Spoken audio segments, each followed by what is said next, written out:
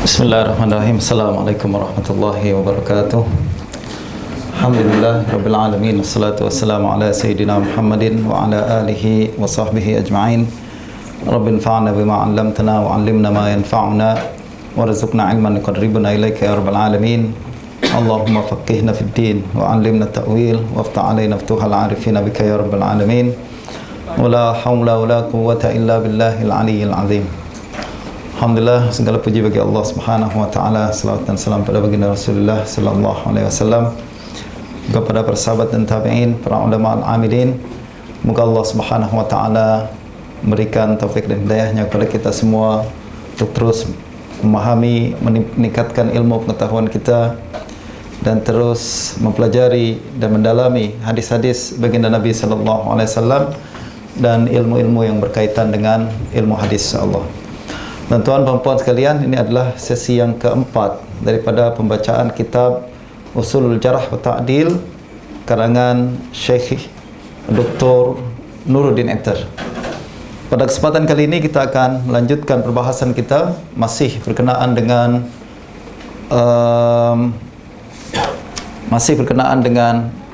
asas, perbincangan asas berkenaan dengan perawi. Kita telah sedikit sedutan daripada perbahasan sebelum ini. Kita telah berbincang pada kesempatan yang lepas bahawa seorang perawi hadis secara amnya boleh dibagi menjadi dua bagian. Yang pertama adalah tabaqah sahabat Nabi sallallahu alaihi wasallam, dan berikutnya adalah bagian kumpulan yang bukan sahabat Nabi. Pada perjumpaan yang lepas kita sudah berbincang tentang kumpulan yang masuk dalam tabaqah sahabat, dan kita telah sebutkan bahawa mereka semuanya adalah udul dan dhabit. Udul dan dhabitin. Mereka adalahnya tidak dipertanyakan. Maknanya adalah secara kepribadian mereka saleh dan selari dengan tuntutan agama. Dan secara hafalan mereka adalah dhabit, sebab mereka bercampur dengan Nabi sallallahu alaihi wasallam, menghafal hadis-hadis Nabi dan menyampaikannya tanpa perubahan sedikit pun. Dan pada kesempatan kali ini kita akan berbincang tentang al-mabhasu tsani fi sifati man tuqbalu riwayatuhu siwa sahabah.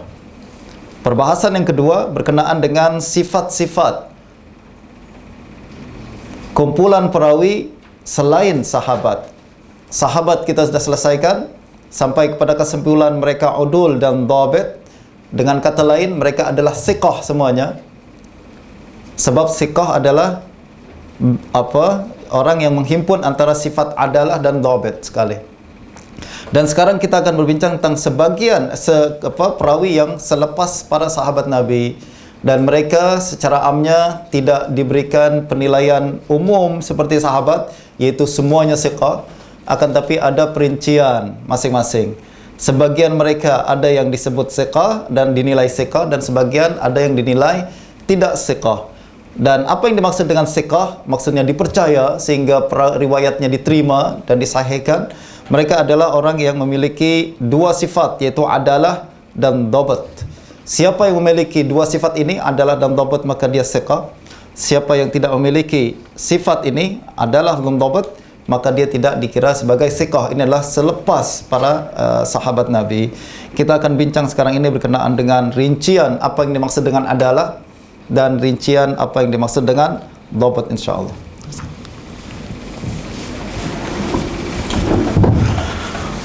Bismillahirrahmanirrahim. Al-mabhasu tsani fi sifati man tuqbalu riwayatuhu siwa sahabah. عرفنا من قبل حصر مجموع صفات من تقبل روايته في شرطين أساسيين هما العدالة والضبط، وقد فصل الخطيب بحثهما في بابين رئيسين أتبع كل منهما أبوابا مكملة له ومفصلة. وهذا البابان هما باب القول في حكم من بعد الصحابة وذكر الشرائط التي توجب قبول روايته تكلم فيه عن الضبط، وباب الكلام في العدالة وأحكامها بحث فيه خصلة العدالة، ونفصل البحث في كل من العدالة والضبط فيما يأتي. العدالة، وقد عرفوا العدالة بأنها ملكة تحمل على ملازمة التقوى والمروءة، والمراد بالتقوى اجتناب الأعمال السيئة من شرك أو فسق أو بدعة.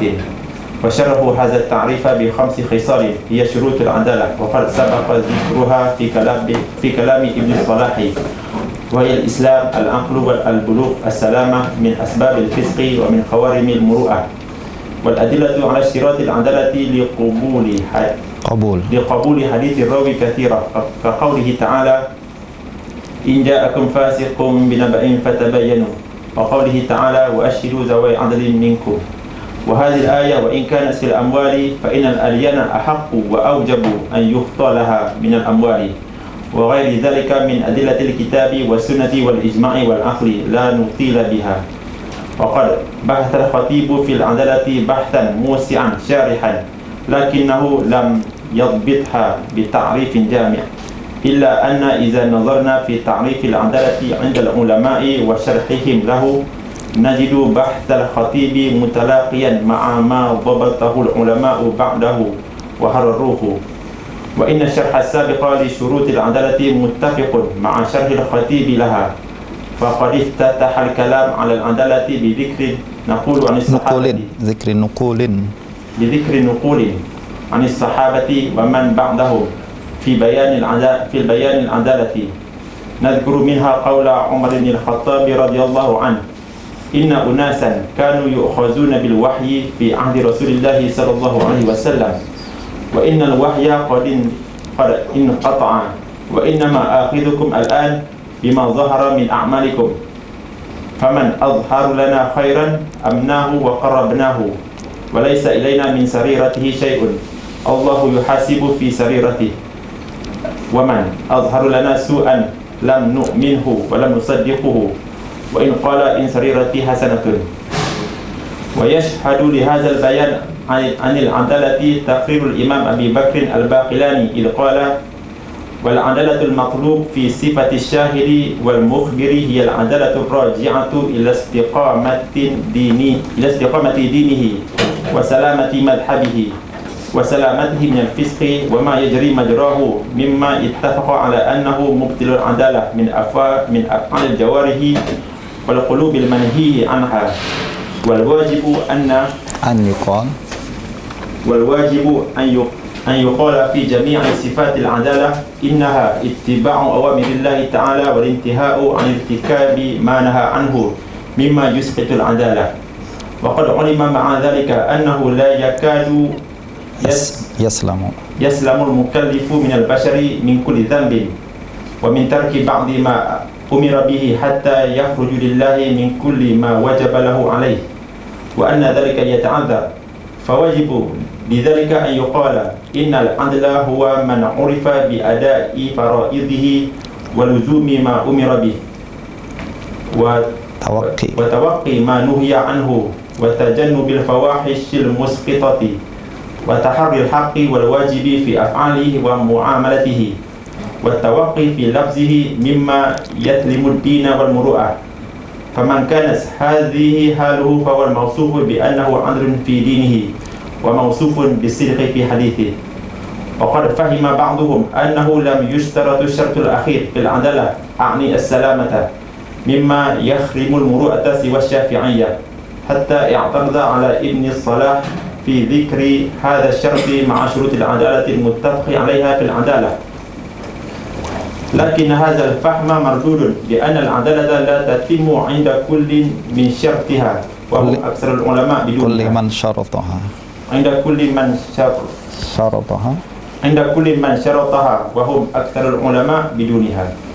ونحن نجيب عن هذا أيضا بأن ذكر المروءة في كلام أبي بكر الباقلاني يبطل ذلك الادعاء لأنه مالكي. وقد تكلم الخطيب في موضع آخر عن ضبط المخالفة التي تخدم المروءة المشروطة في العدالة كلاما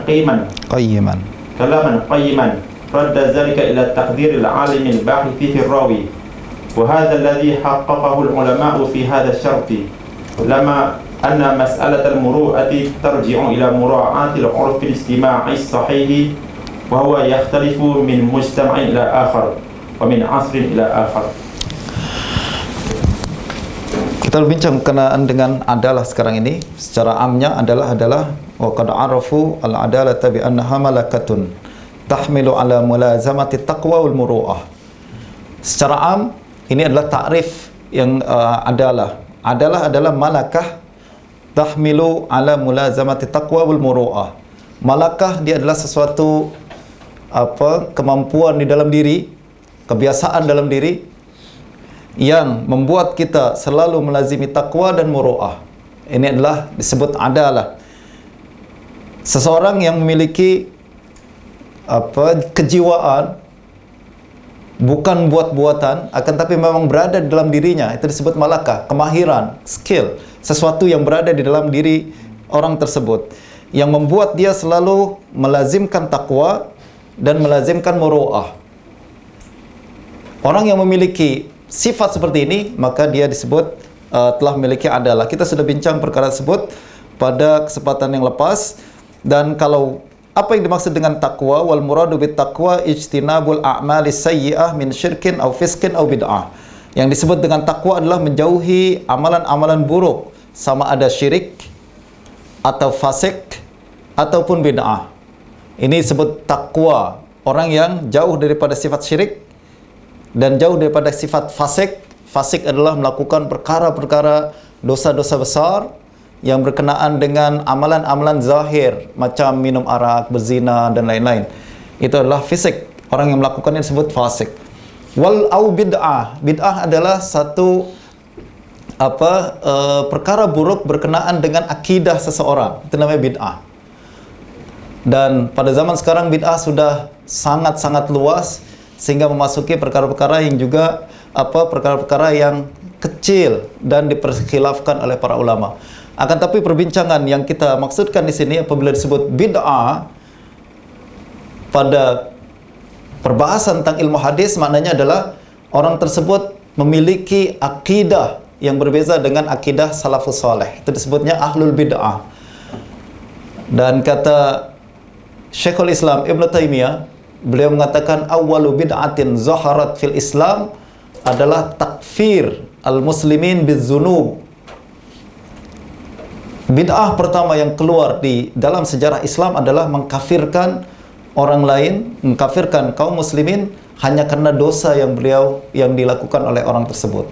Dan ini adalah bid'ah pertama di dalam Islam.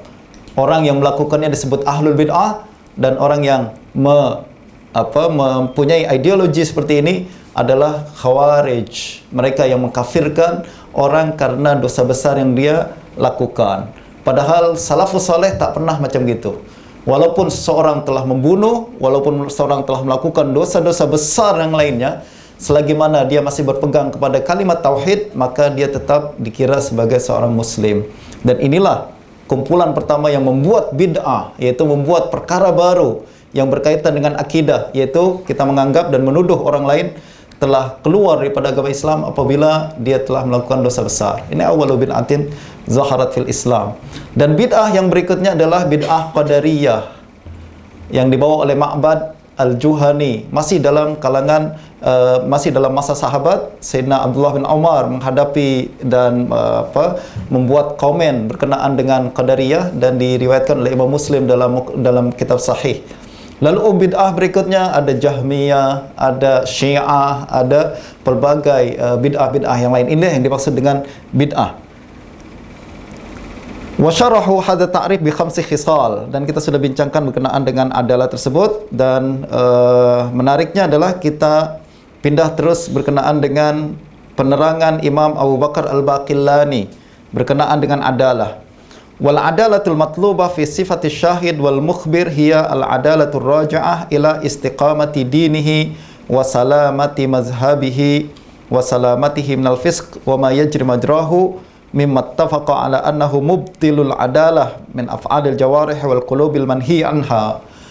Ini penjelasan yang sangat menarik daripada Imam Abu Bakar Al-Baqillani. Abu Bakar Al-Baqillani bukanlah pakar dalam ilmu hadis. Beliau pakar dalam usul fiqh dan usul akidah. Dan pandangan beliau walaupun bukan berkenaan dengan ilmu hadis, tapi sering dinukil oleh ulama hadis untuk menjelaskan sebagian daripada kaedah-kaedah yang digunakan oleh muhaddisin. Bagaimanapun, ini adalah sebenarnya perbincangan teori yang sudah keluar daripada ilmu hadis. Dan ilmu hadis, para muhaddisin sebenarnya dulu tidak berbincang seperti ini. Akan tapi ketika sudah masuk bahasan usul fiqh, sudah mulai ada perubahan yang kemudian lahir. Nanti kita akan bincang dalam perkembangan ilmu hadis berikutnya. Ada aliran mutaqaddimin yang dia ingin memisahkan ilmu hadis sebagaimana daripada unsur-unsur unsur ilmu kalam, dan ingin kembali kepada usul muhaddisin asal, direct, seperti Imam Ahmad bin Hanbal, Ali al-Madini dan lain-lain. Dan Imam Al-Khatib Al-Baghdadi karena memasukkan perbahasan ini, kemudian ikutlah semua ahli hadis berikutnya yang mencoba membahas perkara ini dengan cara pandang usul fiqh. Apa kata Imam Abu Bakar Al-Baqillani? Al-adalatul matlubah fi sifati syahid wal mukhbir hiya al-adalatul raji'ah ila istiqamati dinihi wa salamati mazhabihi. Adalah yang dikehendaki, yang mesti ada dalam sifat seorang saksi. Syahid maknanya adalah saksi dalam mahkamah. Seorang kalau diperlukan untuk bersaksi tentang satu perkara, kita hadirkan orang untuk menjadi saksi, dan untuk menerima ucapan dia, kita mesti kaji dulu, ini orang baik ke tak baik, ya tak? Adalahnya ada ke atau tak? Dan adalah yang mesti dimiliki oleh orang saksi. Juga wal mukhbir, informant, pemberi maklumat dalam perkara ini adalah seorang perawi. Maka adalah itu mesti kembali kepada istiqamati dinihi. Dia mesti agamanya mustaqim, istiqamah dalam melaksanakan agamanya. Siapa yang istiqamah dalam melaksanakan agamanya dikira sebagai adil. Wasalamati mazhabihi, berikutnya adalah juga mazhabnya salim. Mazhabnya selamat maknanya macam tak ada unsur-unsur bid'ah yang tadi kita bincangkan. Sekali lagi, bid'ah jangan dipahami seperti konsep bid'ah sekarang ni. Konsep bid'ah sekarang ini